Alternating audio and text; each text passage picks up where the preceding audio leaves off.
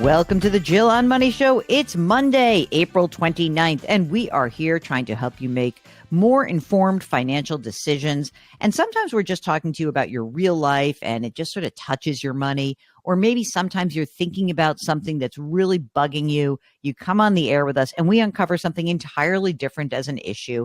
But whatever is going on in your real life, I would like to tell you that both Mark and I just love having these conversations with you.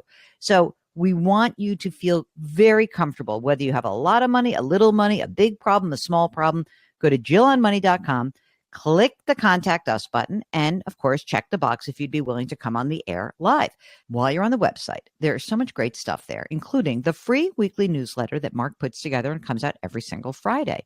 We also have our subscription service, Jill on Money Live. For $35, you have access to quarterly live webinars and a lot of great bonus video content. In fact, we just put up a really cool interview with Teresa Ghilarducci. She just wrote a book called Work, Retire, Repeat. I don't think anyone wants that repeat part, but it was really a great interview. So if you join Jill on Money Live, you can get all that stuff just for $35. Such a great deal. All right. Today, we are talking to Kevin, who is on the line from New Jersey. Hello, Kevin. Welcome to the program. Good morning. Thank you for having me again. You were very kind a couple of years ago when my dad died. You helped me with my mother's finances. Oh, and I appreciate that. How's Mom doing? Mom is doing well. And, I know you recommend this, and I can't recommend it highly enough that when your parents get a little bit older, to make sure you know where everything is and their paperwork and documents and everything else. It was so important. Yeah, I know. It's good to know where everything is. So, Kevin, how can we help you out today? Well, I was sort of, let's say, forced into retirement almost a year ago. I'm currently 67, and so that happened when I was 66. I was going to wait another year to retire, but I was forced into retirement, and I accepted a payout, and that was about half a year's salary. So, it wasn't a horrible settlement. I just want to make sure we're okay going forward. My wife and I, we're both going to be 67 over the next few months. We have approximately $3 million in total assets. That breaks down. $2 million is in IRAs, traditional IRAs. $1 million is just in a investment account. Brokerage, a plain brokerage account, not retirement. Correct. Okay. And it's almost entirely with Fidelity under their umbrella. Okay. The investments break down roughly 50% in mutual funds, EFTs, and so forth. About 30% in CDs and bonds, and about 20% in money market funds. Great. How much are you guys spending now? We spend roughly, let's say, $13,000 a month. We like to travel and look at you living it up. Look at Kevin and his wife living it up. Okay. We like to travel nicely. My wife likes to do projects around the house, landscaping, and so forth.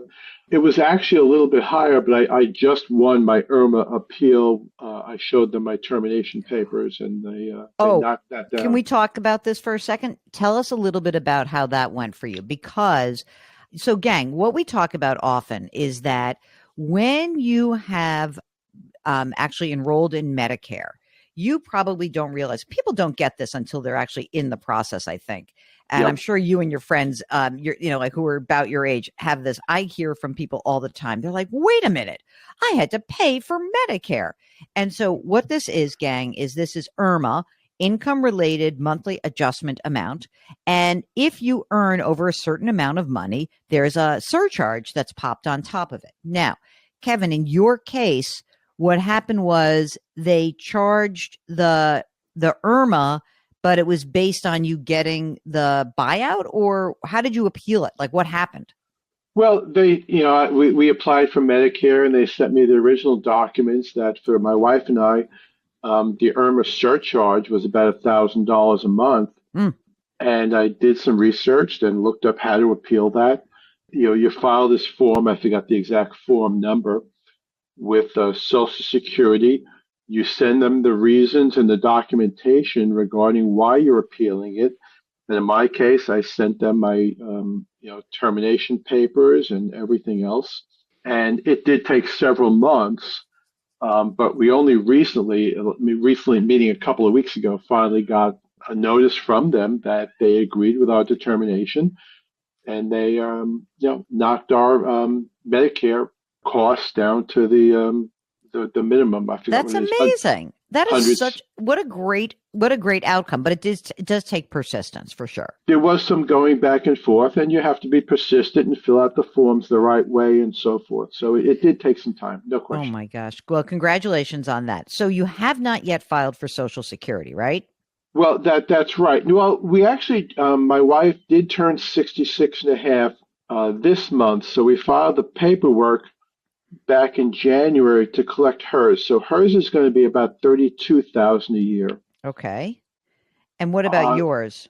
It was recommended to me to try and wait till 70. Mine will be 58,000 a year at 70. Mm-hmm. And do either of you have a pension? No. Okay. So what are you living on right now? You had the half a year of salary, but are you pulling money out of your cash, your money market account? Correct. We pull money out of the money market account each month, Mm-hmm. to support ourselves. Mom is relatively self-sufficient. She's got funds. She's in assisted living, Mm-hmm. which, in this area is very expensive. Oh, yeah. Sold her house and so forth. And, she's pretty self-sufficient for another few years. She's going to be 89. If she goes past another few years, we'll have to go the Medicaid route. So she's pretty self-sufficient. Mm-hmm. Our son is 31. He is an independent photographer, and he's sort of self-sufficient. Okay. I got you. You help him a little bit, but not on a regular basis? Correct. Okay. A little bit here and there. So how much money is the total in the money market right now? The money market is roughly 530. Okay. When did so you got bought out? Did you get a lump sum payment, or did you get it stretched out? In other words, is all of the severance done at this point? No, it was done in calendar 23. It's Mm-hmm. all done. Okay. Now, I had a little consulting income also last year, about 75,000. Is that going to continue? Well, I haven't had any yet this year. I've had some calls here and there, but the calls I'm getting are for people who want a project, want me to do something 5 days a week for a period of months. Yeah, you're like, no thanks. And I'm like, how about 2 days a week? So how about 2 days a week for 3 months? Can we get to that? I'm really efficient. Yeah, exactly. I'm sort of enjoying my retirement. Mm-hmm. Yes, I would definitely consider something 2 days a week. I'm doing some volunteer activities, which is somewhat fulfilling. But I would do something a day or two a week, but I just haven't found it yet. So I could have some 1099 income this year, but I may not. Okay, so let's pretend it's not. Let's just like have the 3 million, and I got it now. Okay, so what about the house? What do you have in terms of a house? So the house, forget the Zillow number. Let's say conservatively, the house is 850. Mm-hmm. The mortgage is a little under 100. Interest rate is 2.25. Sorry, Mark. Sorry, Mark is right. When savings rates a few years ago were 0, I was making some extra payments, but I did certainly stop that the last couple of years. Good. Okay, and you want to stay in this house? This is your house? Like we're in? We're in it for now because Mom's assisted living is 10 minutes from here. Yeah. I think over the next, X number of years, if Mom passed, we might look to move somewhere else. But right now, we're here, let's say, for at least the next 5 years or so. Okay, fair enough. And is there any other asset that we have not covered? Any rental property? Any I got some Bitcoin in the drawer? Anything like that? No, but the big question is, $2,000 a month of my spending is for a universal life policy. What? Why? Okay, it's $1 million policy. Yeah. And so one question is, do I need it? Now, I am not insurable. I have a chronic disease that I will not die from. The saying is, I will die with it, not from it. Yeah, but it but you're does prevent. uninsurable. I'm uninsurable. Okay. That policy is just your life, or was it purchased for your wife, or like was it a joint policy? Is there, was this the intention was a long time ago, we need extra insurance and we got it and now we don't want to give it up? Is that kind of where we are? It was from an old employer. It was portable, so I took it. Okay. But the question really is at $2,000 a month. Yeah, that's a real number. Let me ask you something. What's the cash value in that policy? About 50 grand. Okay. So there's a few different things to consider. One is I'm never making another payment into this policy. What would it be to use the cash value to have a paid up policy? What is the death benefit? That's one thing to consider, which is basically like you take the 50 grand, you say, how much based on my life? I'm 67 years old. And they're going to be like, well, your life expectancy is, 89, and that'll be, and they'll figure out what the number is. And then you can have it'll be less than $1 million, but it'll be something. Alternatively, you can stop paying the $2,000 a month, and you could borrow some of that cash value out of the policy. You could absolutely say like, all right, I'm going to let this policy lapse. But I'm going to borrow some money out first, and I want to sort of keep it in force for at least the next few years while you and your wife kind of get your retirement plans settled up. That's good. And I guess that the alternative is to just blow it out. Now, the thing is, at your age 70, I think all of these problems kind of like are just moot. There's no real problem. I mean, you'll have, let's say, of your current spend, let's say the 13,000, let's make it 11,000. Of your 11,000, you'll probably have a net of $6,000 a month coming in from Social Security at your age 70, right? And then we just have to figure out how we're going to get you 5 or 6 grand a month out of your $3 million that you have. And we do have long-term care insurance on top of that we've had for years. Oh, that's good. That's great. It's $10,000 a month, and for the two of us, it's $500 a month because we've had it for so long. It's not like the 50 grand is going to change your life, by the way, because it's not going to. But it's more about the cash flow going in. Right, and I say, okay, 24 grand a year for the next 20 years. That's about $500,000 without compounding. Yes, exactly right. If I just put that in an account somewhere, and I pass before my wife, she'll still have that money. Exactly right. So I think let's get a little more information from them and then make a better decision. But I think $2 grand a month is now off the table. So now I've got a spend of $11,000 a month. But here's the question I have for you. I know you're taking from the money market, right?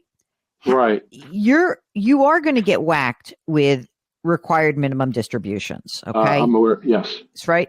So I am more inclined, instead of using the money market, and basically instead of tapping the brokerage account, I'm kind of interested in you starting to pull money out of your IRA accounts and using that to fund your cash flow needs, because we would like to take that money out and reduce the amount of your future required minimum distributions, right? Yes, I agree. I guess I was kind of going to give it another couple of months to see where my consulting income may or may not be. I mean, yeah, but like, who cares, really? I mean, let's say that you get some consulting income. Let's say that, your wife has $32,000 of Social Security benefits and you got 50 grand of consulting income, right? You're going to be in mostly the 12% tax bracket, right? At that point. But if you really want to fund, I really still feel like you want to get money out of that retirement account, because I don't know where tax rates are going in the future. So I'm kind of willing for you guys to pop yourselves into the 22% bracket, which is probably lower than you've ever been in your life. No question. Right. And get the money out and start paying the tax that's due and move on. So I'm not saying you have to take, $400,000 out. I'm saying that if you could take 100 grand out of the account, out of the retirement account, pay the tax that's due to the feds and to the great state of New Jersey and pay your bills and you're good. I think that should be fine. Okay. I mean, you could go a little bit higher. No, I certainly agree. I just want to watch the, interest and dividend income in addition to that to stay under the IRMA limit. Now, this is going into the Ed Slott area. He does talk about how much people hate IRMA, which I think is funny. It's true. But the IRMA limit you would have to, if you're married filing jointly, if you make more than 200 grand, that's when you're paying a surcharge of $83. So 83 right. times 2, 100. Like, let's not make that be the be all end all. Okay. You know what I mean? Yes. Like, I mean, if you, yes, you're bummed, but you're not paying $500 or $1,000. It's $160. We're talking less than $2,000 to right. lock in your tax liability at 22%, where I hope you stay for the rest of your life. But we let this account build up, and you're screwed when it comes to RMDs. You have no control. And then the money has to come out to you. And the problem gets harder and harder to manage. Sure. All right. I think you're going to be okay. I do. I think that you guys are not going to blow through all your money. I think you should enjoy yourselves. I do love the idea of you guys having control over your tax liability. And I love the idea that you don't feel like you have to work. If something comes up and you like a project, then take it. But don't be like one of these weirdos who's like, oh my God, I can't take this money because even though it's going to be an intellectually interesting project that's going to really make me feel better about myself, I'll have to pay $1,000 in IRMA. Who cares? You can afford that. I'd much rather you be engaged and happy. So if it's a project you want and it's and it works for you, take it. Take it. This should not be a game of like, how do I screw Uncle Sam out of as much money as possible? Sure. You're in great shape. Thank you very much. I appreciate your time. Of course. All right. If you, like Kevin and his wife, are thinking about what is that off-ramp? Where are you? What are you doing with this Medicare planning? What are you doing with your RMD strategy? What are you doing with an old insurance policy? Hop onto our website, JillOnMoney.com. Click the Contact Us button and let us know if you want to join us on the air live.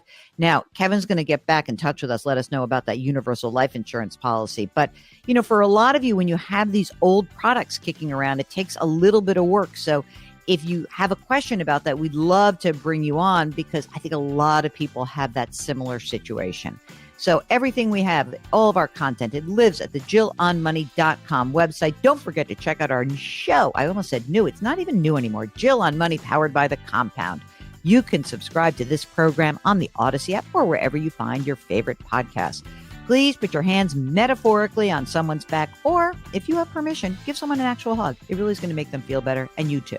Change your work, change your wealth, change your life. Thank you for listening, and we'll talk to you tomorrow.